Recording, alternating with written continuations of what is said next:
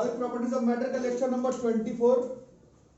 मेरे ट्यूशन के हिसाब से बल्क प्रॉपर्टीज ऑफ मैटर का सातवां chapter is thermal conductivity and Newton's law of cooling में खुद का एक टॉपिक अभी पढ़ेंगे आज हम लोग, न्यूटन्स लॉ ऑफ कूलिंग। ठीक है, जैसे जो लोग ईमानदारी से पढ़े हैं मोशन चैप्टर में प्रोजेक्टाइल मोशन वो एक टॉपिक था, वो चैप्टर का नाम नहीं था, बट मोशन में अगर हाथ रख के गेस किया जाए कि किस टॉपिक का क्वेश्चन लड़ जाएगा मेंस में, एडवांस में, नीट में, स्कूल एग्जाम में, तो प्रोजेक्टाइल मोशन होता है। ठीक है, उसमें से इस चैप्टर में 24वां लेक्चर है, मतलब ना करते हुए भी 24 इंपॉर्टेंट टॉपिक तो कम से कम पढ़े हैं इस चैप्टर में। हर क्लास में एक टॉपिक तो कम से कम पढ़ करके गए, तो 24 टॉपिक ऑलरेडी हो चुका है बल्क प्रॉपर्टीज ऑफ मैटर में। गेस कर लेना एंट्रेंस एग्जामिनेशन में इज प्रैक्टिकली इम्पॉसिबल, बट अगर मेरे को करना पड़े तो न्यूटन्स लॉ ऑफ कूलिंग पूरा चैप्टर एक तरफ और न्यूटन्स लॉ ऑफ कूलिंग का जो क्वेश्चन लड़ जाता है मेंस में, नीट में, स्कूल एग्जाम में, वो एक तरफ। It's a very important topic. बाकी जो लोग अबव एवरेज है आप लोग देख रहे हैं, ऐसा हो ही नहीं सकता है कि अचानक से ये लॉ निकल के आ जाए।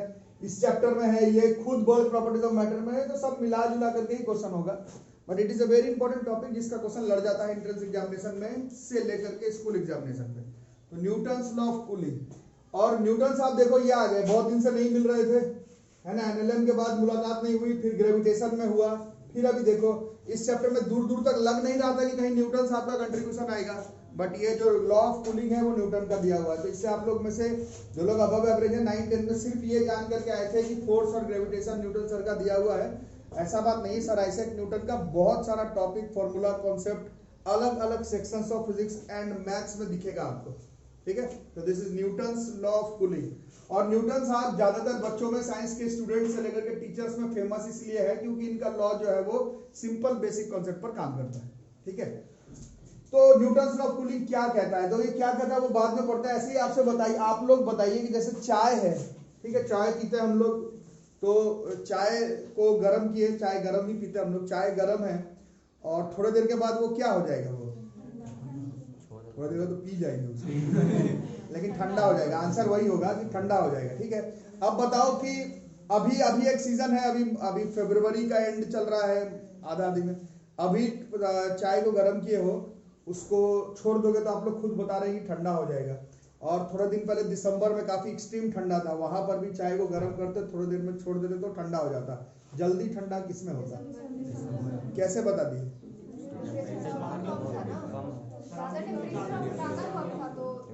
ज्यादा टेम्परेचर मतलब वो चाय के बीच में और सराउंडिंग के बीच में टेम्परेचर डिफरेंस ज्यादा था। टेम्परेचर डिफरेंस ज्यादा तो वो जल्दी ठंडा हो गया। अरे होगा क्या, सब लोग बोलो, टेम्परेचर डिफरेंस अगर सिस्टम सराउंडिंग के बीच में अगर ज्यादा का हुआ तो वो ठंडा जल्दी हो जाएगा। ठंडा is not a physical quantity. Rate of heat loss का रेट जल्दी, मतलब टाइम के बाद, टाइम के बारे में तुम बता रहे हो। ठंडा तो दोनों केस में होगा, बट टाइम का बात हो रहा है, तुम बोल रहे हो जल्दी ठंडा, मतलब you are bringing a topic of time, so you are not talking about heat loss, you are talking about rate of heat loss. Heat loss दोनों केस में होगा, ऐसा आप ही बताए हैं, है ना। तो रेट ऑफ हीट लॉस किसमें जल्दी ज्यादा होगा, दिसंबर वाले में। वहां पर क्यों, क्या, इसमें टेम्परेचर डिफरेंस, जहां सिस्टम और सराउंडिंग के बीच में टेम्परेचर डिफरेंस ज्यादा, वहां पर रेट ऑफ हीट लॉस ज्यादा। इसी लॉ को हम लोग न्यूटन्स लॉ ऑफ कूलिंग कहते हैं। न्यूटन सर का लॉ इसीलिए फेमस है क्योंकि वो बेसिक लाइफ पर डिपेंड है। फॉर्मूला कुछ भयंकर सा आएगा वो एक अलग बात है, कुछ अलग कॉन्सेप्ट, कुछ अलग फॉर्मूला, कुछ अलग ग्राफ, कुछ अलग न्यूमेरिकल, वो एक अलग बात है, बट बेसिक लॉ है। न्यूटन का gravitation is a basic law, पर उसमें इतना सारा फॉर्मूला आ गया, वो तो आप 9th में 11th में देखे।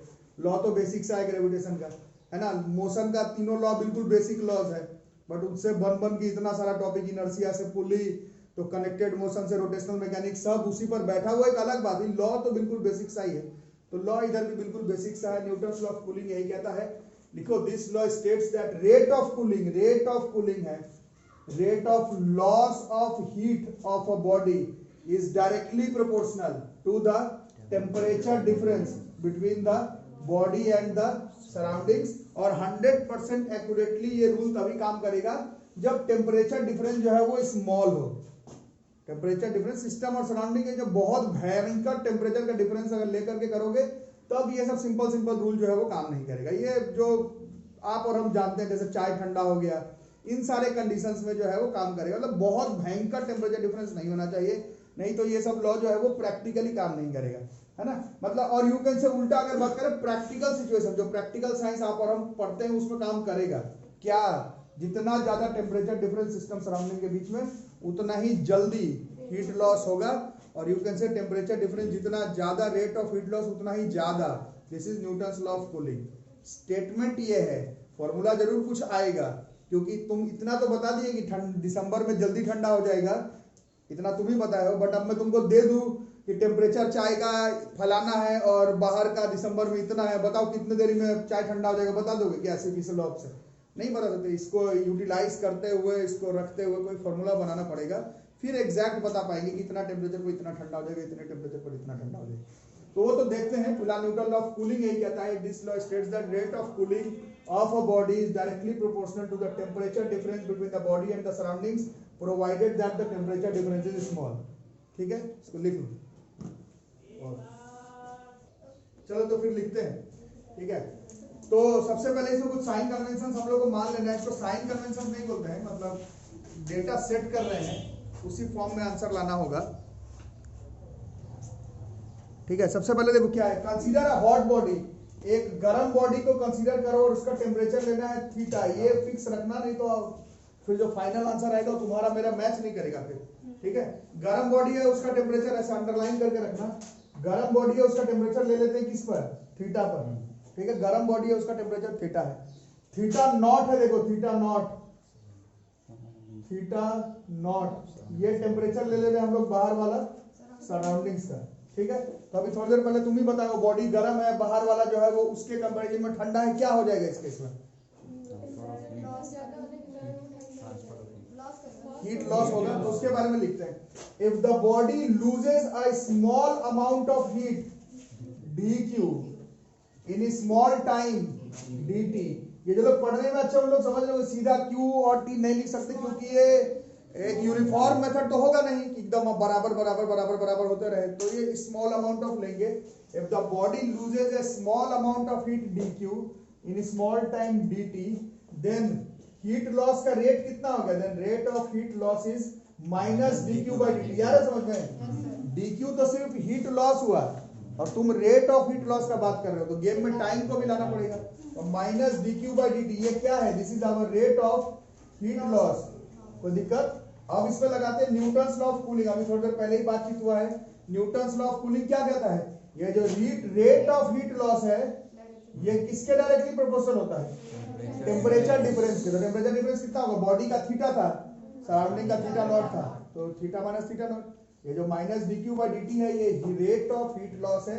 न्यूटन्स लॉ ऑफ कूलिंग के हिसाब से this rate of heat loss is directly proportional to temperature difference between the body, hot body and the surrounding. कोई दिक्कत यहाँ तक? अब ये माइनस dq बाय dt इसका टू, ये थीटा हटेगा और यहाँ पर एक कांस्टेंट आएगा। इस कांस्टेंट को हम लोग अभी फिलहाल नाम दे रहे हैं k। ये कोई यूनिवर्सल प्रॉपर्टी वाला कांस्टेंट नहीं है, बट ये तो होगा ना, हीट लॉस कर रहे हो। हीट लॉस कहाँ कर रहे हो, किससे कर रहे हो, बाहर कौन सा सिस्टम है, तुम्हारा सिस्टम क्या है, सराउंडिंग क्या है, एरिया कैसा है, उन सब फैक्टर्स के ऊपर डिपेंड करेगा। तो ये कोई बल्क प्रॉपर्टी ऑफ मैटर वाला कांस्टेंट नहीं है, ये प्रोपोर्शनल हटेगा तो यहाँ पर एक कांस्टेंट आएगा, उसका नाम k दिए। This is minus dq by dt बराबर k times of theta minus theta naught. This is equation number 1। अरे समझ, कोई दिक्कत इसमें? ठीक है, अब ये क्या हुआ, इतना होते ही बॉडी का क्या लॉस हो गया? हीट लॉस हो गया। तो अब हम लोग थोड़ा पीछे चैप्टर की तरफ चलते हैं। पीछे चैप्टर इसके पहला 6 नंबर चैप्टर में, उसमें हीट में आप लोग पढ़े थे, टेम्परेचर कम हो रहा है तो उसमें कौन सा हीट कांस्टेंट इन्वॉल्व हो जाएगा? टेम्परेचर ज्यादा कम होने पर कौन सा heat constant? Specific heat. State change हो जाए लैटेंट हीट, टेम्परेचर कम ज्यादा हो जाए स्पेसिफिक हीट। अब गेम में स्पेसिफिक हीट को भी लाना पड़ेगा, अब वही लाते हैं। If the temperature of the body falls by a small amount, जो टेम्परेचर का गिरना हुआ उसको हम लोग क्या मान लेते हैं? D theta. टाइम भी इंस्टेंटेनियस ले लेते हैं dt। तो पिछले चैप्टर के हिसाब से पढ़े थे ना, पिछले चैप्टर में q बराबर क्या था? mc डेल्टा t था, है ना। तो वही तो हीट लॉस लिए है dq mc d theta. This is change in temperature. Body falls by a small amount d theta. d theta is change in temperature. बोलो कोई दिक्कत? तो यहाँ से dq बराबर mc d थीटा आ गया। अब दोनों तरफ टाइम के रिस्पेक्ट में डिफरेंशिएट करना है, differentiate with respect to time. इसका डिफरेंशिएशन करेंगे D Q by D T हो गया। मास कांस्टेंट है, नहीं होगा डिफरेंशिएशन। सी भी बाहर है, नहीं होगा डिफरेंशिएशन। ये अंदर वाला वेरिएबल है, तो this is D theta by D T. वैसे इस चैप्टर में जो लोग ईमानदारी से पढ़ रहे हैं, लिखते समय प्रूफिंग अलग बात है, बट क्वेश्चन बनाते समय डिफरेंशिएशन वगैरह का काम नहीं पड़ता, वो एनएलएम में ही पढ़ा है। और वर्क एनर्जी पावर मतलब वो मैकेनिक्स वाले चैप्टर में सारे इन सब में लिखते हैं ऐसा, बट कहाँ विस्कोसिटी में ईटा ए के साथ DV by D X velocity gradient का कहाँ की किसी क्वेश्चन में नहीं की। ठीक है, समझने के लिए this D Q by D T बराबर कितना हो गया, M C D theta by D T. तो ये भी D Q by D T हो गया। This is our equation number 3। और इक्वेशन 1 पर भी D Q by D T था। ये कितना था, D Q by D T बराबर K theta minus theta naught, लेकिन माइनस साइन के साथ था। इसी दोनों को साथ में अगर लिखा जाए, इसको और इसको, अरे समझ, दोनों को साथ में लिखेंगे तो कितना हो जाएगा, M C D theta by D T बराबर K theta minus theta naught. But ये माइनस को कहीं पर भी रख के मैनेज कर लो, इधर रख के मैनेज कर लिए। आ रही बात समझ में? तो दिक्कत होगा तो बोलना। आगे D theta by D T को इधर ही रहने देते हैं, minus D theta by D T को इधर ही रहने देते हैं। इस एम सी को भी नीचे ले जाकर डिवाइड कर देते हैं, तो कितना बचा, K by M C theta minus theta naught. This is equation number 4। के क्या था, एम क्या है, कांस्टेंट। सी क्या है, कल परसों पढ़े थे, स्पेसिफिक हीट कांस्टेंट। तो ये कांस्टेंट और ये कांस्टेंट और ये कांस्टेंट फिर से एक कांस्टेंट बनेगा, इसको फिर से खा लेंगे। इसको के बाई एम सी को कोई उपाय नहीं है, फिर से के ही लिखा हुआ, के डैश कैपिटल के जैसा ठीक लग रहा हो, तो वो वाला के को यहाँ पर मैनेज कर दिए। के बाई एम सी को खा लेंगे यहाँ पर, एक और के आएगा, इस के को यहाँ लिख दिए। दिस इज के times of theta minus theta naught. This is minus D theta by D T बराबर के times of theta minus theta not. तो दिक्कत, दिस इज इक्वेशन नंबर 5। पहले यहाँ तक सेटअप करो, अभी आगे बहुत लंबा जाना है इसको। पूछे थे minus D theta by D T बराबर के times of theta minus theta not. इसको थोड़ा सेटअप करो। So this is like D theta by, this is D theta by theta minus theta not, D theta by theta minus theta naught बराबर कितना होगा, this is minus के into D T. अब यहाँ पर नॉन मैथ्स वालों को दिक्कत है, या जो लोग मैथमेटिकल टूल्स पढ़े हैं उनको दिक्कत नहीं है, बट ऐसे मैथमेटिकल टूल्स भी नहीं पढ़े, इसलिए क्लास में आके बैठ गए हैं तो दिक्कत है। स्टार्टिंग से बता रहा हूँ, फिजिक्स तभी पढ़ो जब डिफरेंशिएशन, इंटीग्रेशन, ट्रिग्नोमेट्री, वेक्टर ये सब क्लियर होता है। ठीक है, बाकी मैथ्स वाले लोग या जो लोग शुरू से पढ़े लोग समझ रहे होंगे, डी थीटा से थीटा चाहिए, dt से t चाहिए, पूरा यूनिवर्स, मल्टीवर्स, मार्वल, डीसी मिला करके, रामायण महाभारत मिला के एक ही तरीका इंटीग्रेशन। उसके बगैर डी थीटा से थीटा में पहुंच नहीं पाएंगे।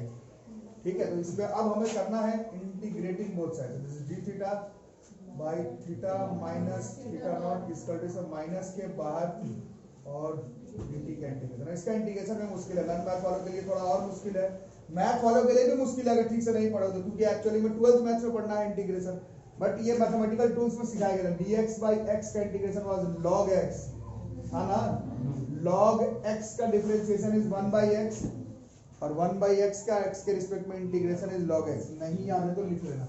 So this will be like log, बस log बोलने पर भी नहीं चलेगा, log एक्सपोनेंशियल, अभी सबका काम पड़ेगा।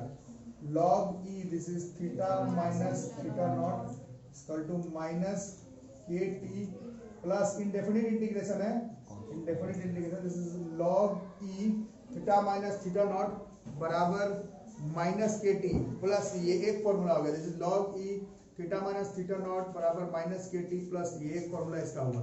ठीक है, जो लोग अब एवरेज समझ रहे होंगे इससे तो बनेगा नहीं क्वेश्चन, क्योंकि ये तो इंडेफिनिट इंटीग्रेशन सी रख के कैसे क्वेश्चन बनेगा, तो इसका कुछ हिसाब लगाते हैं।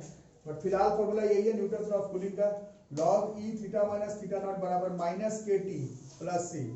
ठीक है, समझ आ रहा है? अब मैथ्स वाले लोग अभी जस्ट मैथ्स में स्ट्रेट लाइन चैप्टर पढ़े हो, और नॉन मैथ्स वाले लोग भी इतना तो समझ रहे हो, थोड़ा ध्यान देना, मैथ्स वाले लोग अभी पढ़े हो, इसीलिए इसको अगर थोड़ा सा अभी जस्ट स्ट्रेट लाइन का इक्वेशन पढ़े हो, 9th 10th में भी पढ़े थे, y बराबर mx प्लस c से अगर कंपेयर करें तो y बराबर mx plus c represents a straight line, अभी जस्ट मैथ्स में अभी पढ़े हो, y पे पावर 1 x पे पावर 1 ये स्ट्रेट लाइन होगा।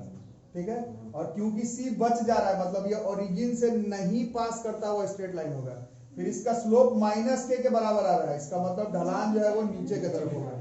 इन सबका अगर ग्राफ प्लॉट किया जाए,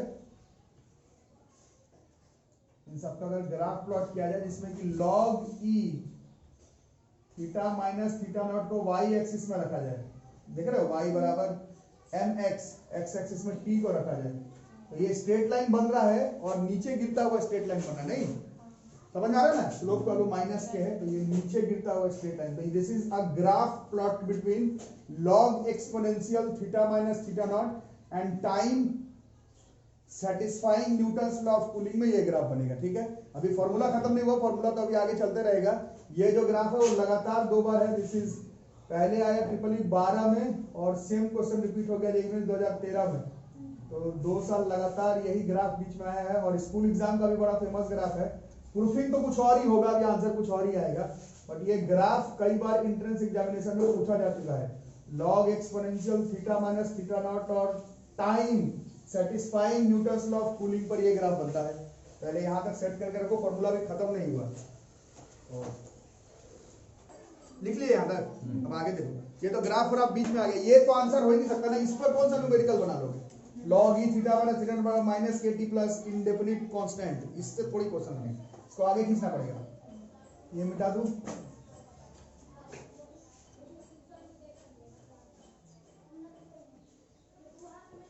ये पूरा तुम लोग नीचे से ऊपर किए थे, पूरा आया है वाला घुमा दिया, ठीक है, ऑन है ना, ऑन है, ठीक है, यहां तक कर लिए, इस पे ग्राफ प्लॉट करना था कर लिए, बट अब इसको थोड़ा बंद करके आगे चलते हैं क्योंकि हमें फॉर्मूला का जरूरत है जिससे कि हम लोगों को, कुछ लोग तो समझते नहीं, बाकी लोग समझ लेंगे क्वेश्चन किस तरह से प्लॉट होगा, तो उनको 3 तरह का टेम्परेचर दिया हुआ रहेगा।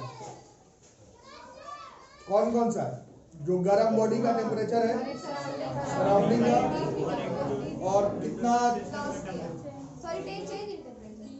वही change in temperature, temperature difference, बाहर का एटमॉस्फेरिक टेम्परेचर मतलब फिक्स रूम का टेम्परेचर कितना, सब मेंशन करना पड़ेगा, ऐसे में थोड़ी बनेगा, इसको थोड़ा सेटअप करना पड़ेगा।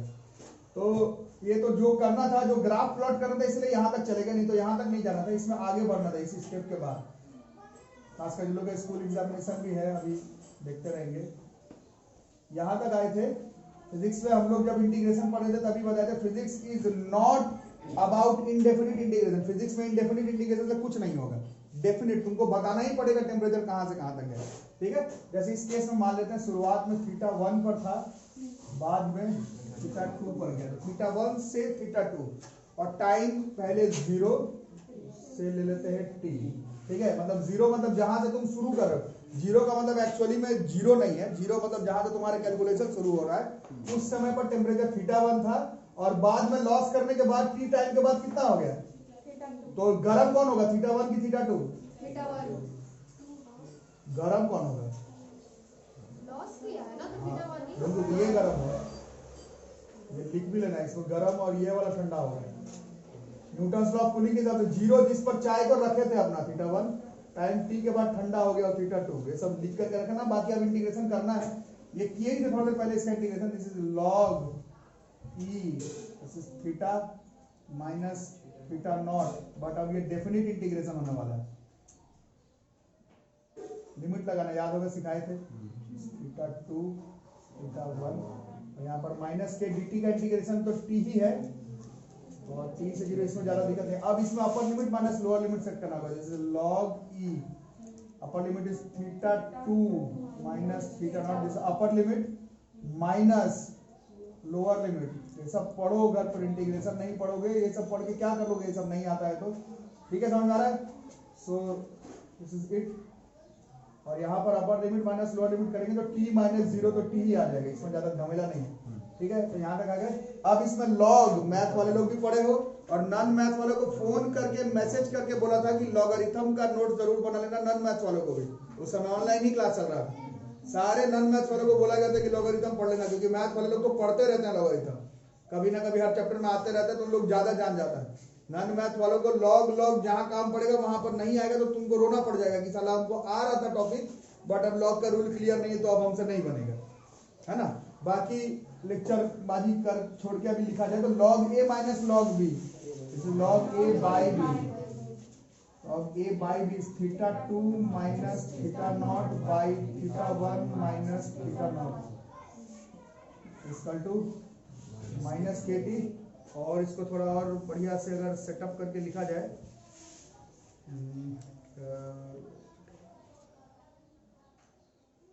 अच्छा वो माइनस के टी है ना, तो प्लस के टी कितना होता है? माइनस के टी में फॉर्मूला इसको प्लस के टी करते हैं, माइनस मैनेज हो गया तो ये वाला प्लस में आ जाएगा, ये प्लस में ये माइनस में हो जाएगा, तो फिर एक इसे बुला लेते हैं।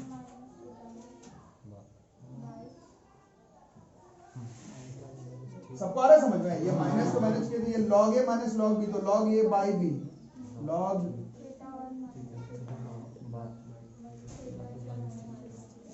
ठीक है, ये हो गया। अब हमें टी चाहिए था, ठीक है, तो टी को इधर करते हैं तो ये कितना हो जाएगा, this is theta 1 minus theta 2 ऊपर आया ना, लॉग ई, ठीक है। सो अब यहाँ पर जो लोग रेगुलर क्लास किए उन लोगों को मालूम होगा ये लॉग किस बेस पर आ रहा है, ये एक्सपोनेंशियल। केमिस्ट्री में और फिजिक्स में जो लॉग टेबल आपके किताब में दिया हुआ है वो बेस लॉग 10 पर दिया हुआ है, मैथ के बुक में, फिजिक्स के बुक में, केमिस्ट्री के बुक में।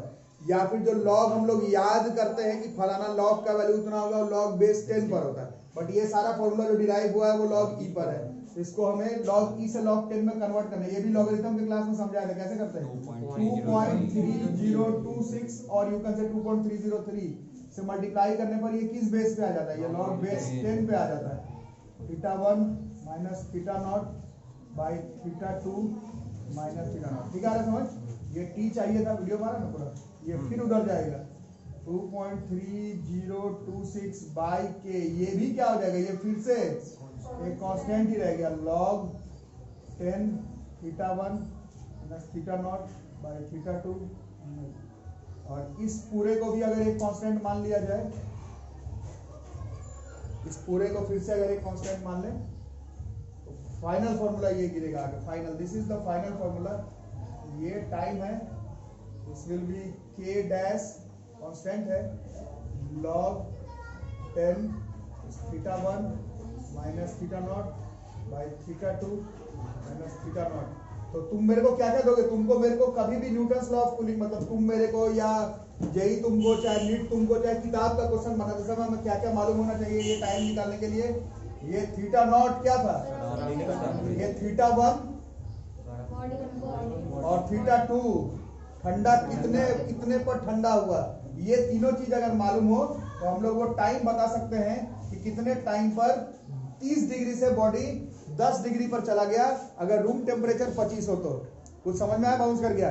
अगर रूम टेम्परेचर फलाना हो 25 मान लेते हैं, ठीक है, बॉडी का टेम्परेचर कुछ मान लो 30 और ठंडा हो गया कितना हो गया 10, इसमें क्या लगेगा, इसको होने में, इस प्रोसेस को होने में क्या लगेगा, टाइम लगेगा। वो टाइम कैसे पता लगा सकते हैं, तो टाइम जो है वो हम लोग इस फॉर्मूला से पता लगा सकते हैं।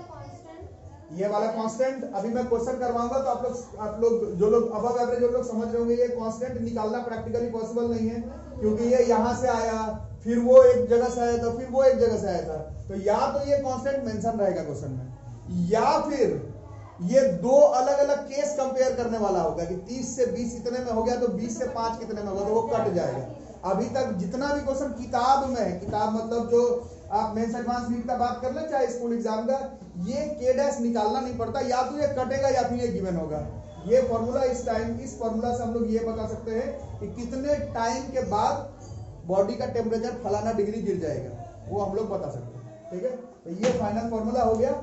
और इसको लिखते लिखते अभी लिखेंगे भी, इसको लिखते लिखते एक चीज हम लोग जानेंगे, खासकर नॉन मैथ्स वाले लोग ये समझ रहे होंगे कि अगर इस फॉर्मूला से क्वेश्चन बनाना पड़ा तो लॉग वॉग टेबल उबल देखने का जरूरत पड़ जाएगा, जो कि आपको आपके भैया दीदी लोग जस्ट अभी जेईई मेंस नीट दिए होंगे तो आप लोगों को मालूम होगा कि अब लॉग टेबल मिलता भी नहीं है एंट्रेंस एग्जामिनेशन में। तो इसका मतलब है कि ठीक है, बुक में ये फॉर्मूला ये हम लोग कर लिए, बट क्वेश्चन बनाने का थोड़ा सा कुछ और उपाय बताया जाएगा। ये तो है ही फॉर्मूला 100% है, किताब में यही है, बट जो न्यूमेरिकल्स आपके मेंस नीट स्कूल एग्जाम में पूछे जाएंगे उसको बनाने का थोड़ा सा हम लोग टेक्निक चेंज करके निकालेंगे। वो क्या है वो थोड़ा देर में बताता हूँ। फाइनली फॉर्मूला यही है। इस टाइम से हम लोग ये बता सकते हैं कि थीटा 1 से गर्म बॉडी से ठंडा बॉडी होने में फलाना सिस्टम को कितना टाइम लगेगा, हम लोग ये फॉर्मूला से बता सकते हैं। This is the formula of Newton's law of cooling. इसका प्रूफिंग स्कूल एग्जाम में आएगा, कंफर्म आएगा, ठीक है, यहाँ तक लिखो। तो इससे तो 100% आंसर आ ही जाएगा, बट इसमें नॉन मैथ्स वाले लोग ऐसा बोल सकते हैं, और टू बी प्रिसाइज मैथ्स वाले लोग भी बोल सकते हैं कि इससे क्वेश्चन अगर बनाने जाएंगे न्यूटन्स लॉ ऑफ कूलिंग का तो लॉग टेबल का जरूरत पड़ेगा। और अब एंट्रेंस एग्जामिनेशन में और to be precise school exam में अब लॉग टेबल नहीं मिलता, लेकिन लॉग टेबल देख देख के आंसर निकाल दो। कुछ अलग उपाय करना पड़ेगा। उपाय आपको केमिस्ट्री के क्लासेस में सिखाया गया होगा। उपाय यह है, सिखाया जाता है लॉग 10, 2, 3, 4, 5, 6 तक का वैल्यू याद करके रख लो, तो उससे बन जाएगा। लेकिन हर बार थोड़ी है कि 2, 3, 4, 5, 6 का ही है। तो इसमें हम लोग एक मास्टर फॉर्मूला लिखते हैं। लिखो और लगाओ टॉपिक एक मास्टर फॉर्मूला। ये लड़की आज मारी जाएगी मेरे यहाँ, तो गोल्डी जिसका नाम है, मर जाएगी, फिर इसका मौत में हम लोग चलेंगे। बोझ में शराब 13वां बटन बनेगा इसका मौत में। मास्टर की फॉर्मूला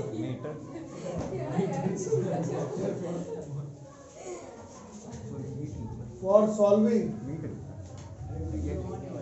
क्वेश्चंस ऑफ, लिखो बात मत करो यार।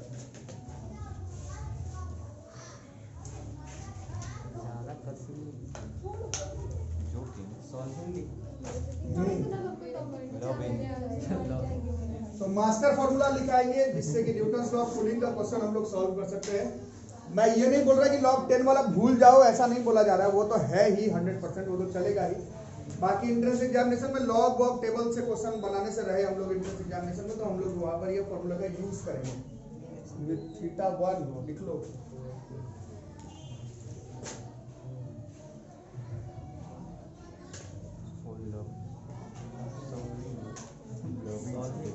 लिखो लिखो।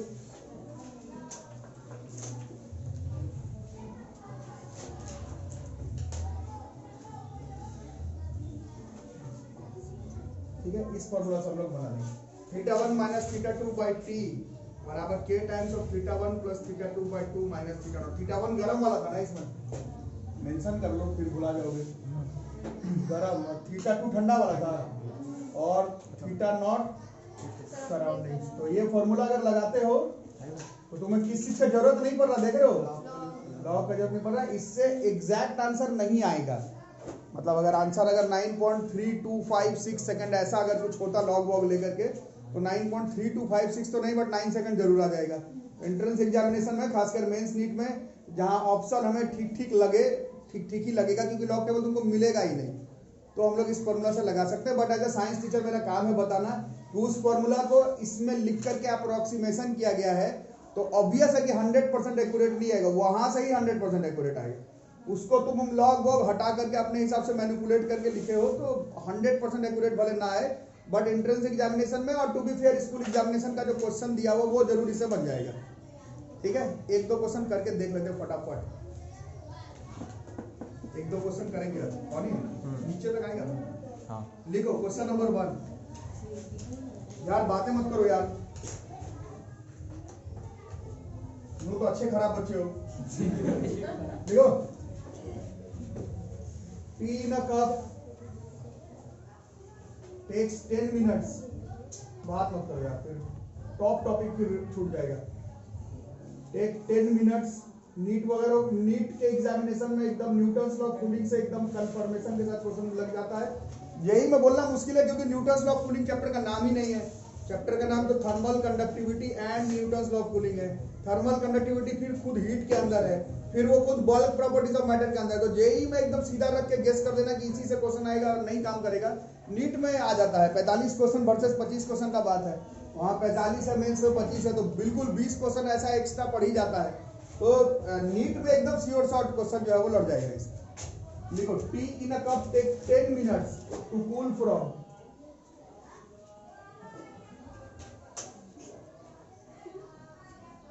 85 degree Celsius to 75 degree Celsius. यार है पूरा ऊपर। How much time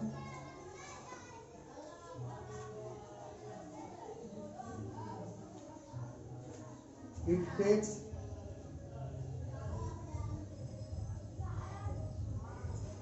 to cool from 75 degree Celsius to 65 degree Celsius. Take surrounding temperature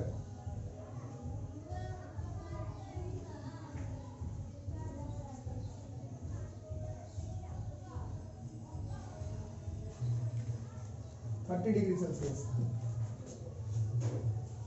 ठीक है, एक मैं करता हूँ, वैसे आप लोग कर सकते हैं बट एक मैं कर देता हूँ। तो लॉग बॉक्स नहीं बनाएंगे, थोड़ा साफ साफ लिखो ना, कैसे लिख रहे हो? ये क्या लिख रहे हो? अच्छा ये साफ है, आज उल्टा लिख रहे हो पूरा। वाह, उल्टा क्वेश्चन। आप उधर से करना नहीं पड़ेगा। हाँ सीधा देख रहे हो तो मर ही जाएगा। देखो रुका, सब यही लिखा हुआ है। केस 1 में बता भाई, ठंडा गर्म के बारे में कुछ बताओ, क्या क्या है केस 1 में? 85 से 75 जा रहा है, बोलो तुम ही लोग बोलो। Theta 1, theta 2, theta naught. Case 1 में ये थीटा 1 माइनस थीटा 2 बट ये फॉर्मूला लगाना, मास्टर फॉर्मूला लगाएंगे, लॉग से जनरली नहीं बनाएंगे question. Theta 1 minus theta 2 by T, बताओ कितना हो गया? 85 माइनस 75, थीटा 1 प्लस थीटा 2,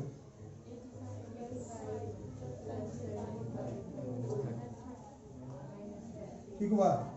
आगे 1 हो गया, इधर के 80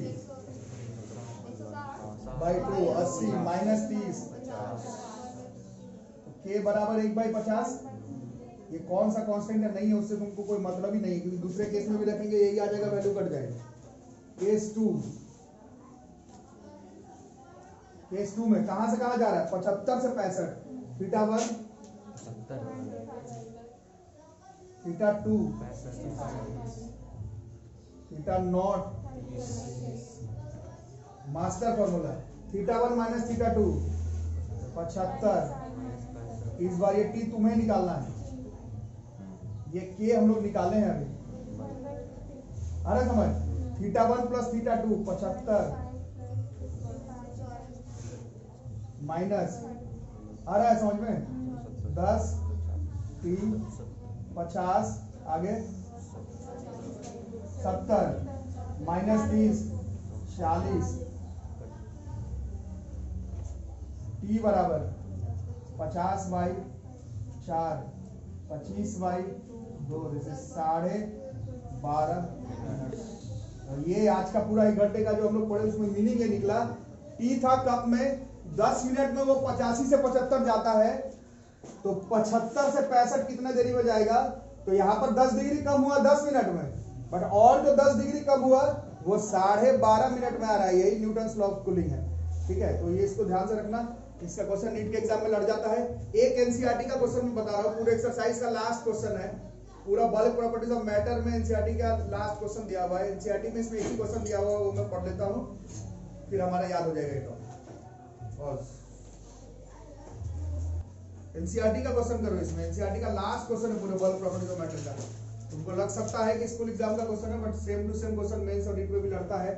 A body cools from 80 degree Celsius to 50 degree Celsius in 5 minutes.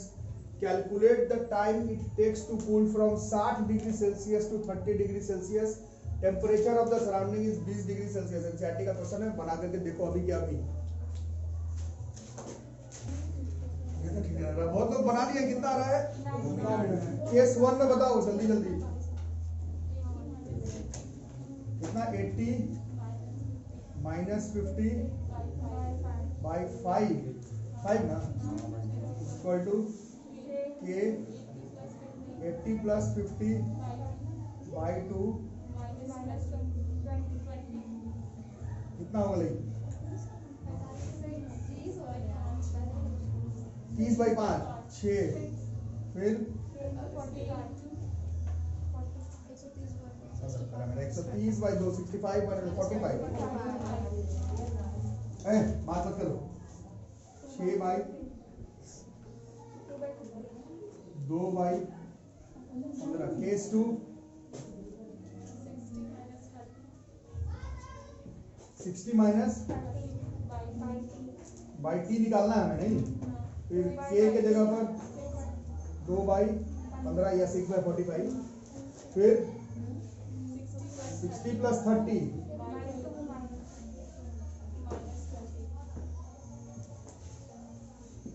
फिर 30 बाई, बच्चों बात मत करो यार, यही मेरे को अच्छा नहीं लगता है। टीचर तबियत खराब है फिर भी पढ़ा रहे, तुम लोग यही किए जा रहे हो। 25 फिर 5 के टेबल में 5 3 कितना हो गया 18/2 दिस इज 9 मिनट्स। आ गया था सबका? ठीक है, तो ये 9 मिनट बहुत लोग का आ गया होगा। This Newton's law of cooling आराम से बन जाएगा। इसको अब हम लोग थोड़ा सा, क्योंकि वैल्यू ठीक ठीक लग रहा है, तो इसको अभी जो लॉग वाला फॉर्मूला अभी आपको लगाया गया था वहां से बना करके चेक करेंगे, है ना। 9 मिनट आ गया होगा सब, जो लोग समझ गया chapter Newton's law of cooling लगाना। इसका क्वेश्चन लड़ने वाला है मेंस में, नीट में, स्कूल एग्जाम में लिखने के लिए अगर न्यूटन्स लॉ ऑफ कूलिंग, उसका प्रूफिंग और ग्राफ बनाने के लिए। ठीक है, 9 मिनट्स इसको अब थोड़ा सा लॉग के तरीके से बना करके चेक कर लेते हैं। ये मिटा दूं, इसी क्वेश्चन को लॉग वाले फॉर्मूला से बनाएंगे। लड़की बिसारा तरह नहीं आया ये, जल्दी लिखो। इतना लेट, इतना देर में तो 2 प्लेट बिरयानी खा लेता है और सिर्फ 2 बार मिल के आ जाता है तुमसे। 3 बार अच्छा सॉरी यार। चलो केस 1, अरे अंशु चाह लो। चल भाई बता, ये लॉग वाला फॉर्मूला मिल गया। क्या क्या था बोर्ड फॉर्मूला, बताओ क्या था? T is equal to K dash log base 10। ये आ रहा है ना लिखा हुआ बॉस? चलो आप लोग शुरू करो, मेरे चक्कर मत रहो। केस 1 में बताओ टाइम कितना था? 5 K dash log 10। चलो आगे, θ1 गरम वाला 80, बट थीटा नॉट ना, थीटा नॉट सराउंडिंग का था 80 - 20 पूरा लिख देते हैं। चलो नीचे θ2 50 माइनस, बोलो बोलो, बैठे रहने का कुछ नहीं मिलेगा। 60/30 is 2। ठीक है, ये हो गया। This is equation number 1। बात मतलब माँ झापड़ से बोल जाओगे। केस 2, चलो इसमें टाइम शायद निकालना है हमें। K डैश log बेस 10, आगे बताओ। 60 माइनस बाई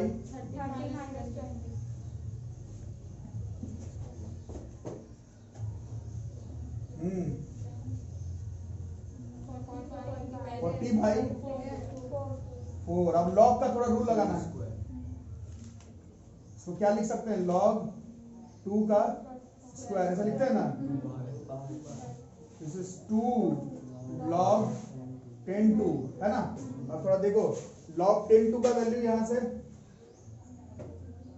से log 10(2) का वैल्यू कितना आता है? 5/, यहाँ पुट करेंगे। पूरा आ रहा है बॉस, वीडियो में देख लो एक बार। K डैश हुआ 2 हुआ और log 10(2) का वैल्यू 5/K डैश। बहुत ही मजे से पता चल रहा है यहाँ पर T डैश का वैल्यू जो है वो 10 मिनट्स आ जा रहा है। अभी आप लोग मास्टर फॉर्मूला से बनाए, कितना आया? इसमें कितना आया? और बहुत ज्यादा का अंतर है। एंट्रेंस एग्जामिनेशन में कहीं ऐसा क्वेश्चन आया जिसमें 9, 10 भी ऑप्शन में था, आप मास्टर फॉर्मूला से 9 बनाए, आंसर 10 है, आपका गलत हो जाएगा जेईई के एग्जाम में। ये पंगा है, इसलिए मैं बार बार बोल रहा हूँ, ऐसा इस फॉर्मूला को इग्नोर मत कर देना। कभी लगे कि इससे बन रहा है तो इससे बनाना, कभी लगे बहुत लॉग फॉर्म में जा रहा है, वैल्यू हमसे नहीं होगा 3/2 6/7, तब समझ लेना कि वो मास्टर फॉर्मूला से बनाना है। जब ऐसा लग रहा हो तो इससे बनाना पड़ेगा। और 9 और 10 में बहुत का अंतर है। ये 9.1 आ रहा होता इसका और उसका 9 आता तो मान लेते कि चलो ठीक है, जहां मर्जी तहां मास्टर फॉर्मूला लगा लो। 1 मिनट का डिफरेंस है, पूरा आंसर ही गलत हो जाएगा जेईई के एग्जाम में, नीट के एग्जाम में। और ये एनसीईआरटी का क्वेश्चन, इसका आंसर 10 मिनट दिया हुआ, 9 मिनट नहीं दिया हुआ। जिनका स्कूल एग्जाम सामने, आप 9 मिनट इस क्वेश्चन को बना के आएंगे, कल परसों परीक्षा है आपका, ये आएगा न्यूटन्स लॉ ऑफ कूलिंग से, 9 पे कट जाएगा स्कूल एग्जाम में, क्योंकि इसका आंसर 10 मिनट दिया हुआ है। तो आप लोग समझ लेना, जो लोग पढ़ने में इतना आसान नहीं है एंट्रेंस एग्जामिनेशन निकाल लेना। दोनों फॉर्मूला पर ध्यान रखना। जहां लगे कि ऐसा लॉग टॉग आ रहा है जो सॉल्व तुमसे नहीं होगा, जैसे पिछला वाला सॉल्व भी नहीं होता लॉग बुक से, 12.5 मिनट जिसका आंसर वो लॉग से सॉल्व भी नहीं होता, तो वहां समझ लेना कि वो उससे नहीं बनेगा, मास्टर फॉर्मूला से बनेगा। जहां ऐसा 2, 4, 6 इस रेंज में आ रहा हो तो वो लॉग वाले फॉर्मूला से बनाना और एक्यूरेट आंसर ये माना जाएगा। तो पिछला जो तुम 9 मिनट लगाए उस क्वेश्चन का आंसर वो गलत है, टू बी प्रिसाइज। 12.5 मिनट वाला जो बना है न्यूटन्स लॉ ऑफ कूलिंग से वो सही है। ये वाला 10 मिनट, इसका आंसर 9 मिनट नहीं होगा। तो ये हो गया मेरे तरफ से पूरा न्यूटन्स लॉ ऑफ कूलिंग खत्म। आप अपने से देख करके बनाना, लॉग वाले का भी काम पड़ेगा और वैल्यू वाले का भी काम पड़ेगा। ठीक है, तो ये टॉपिक यहाँ पर खत्म।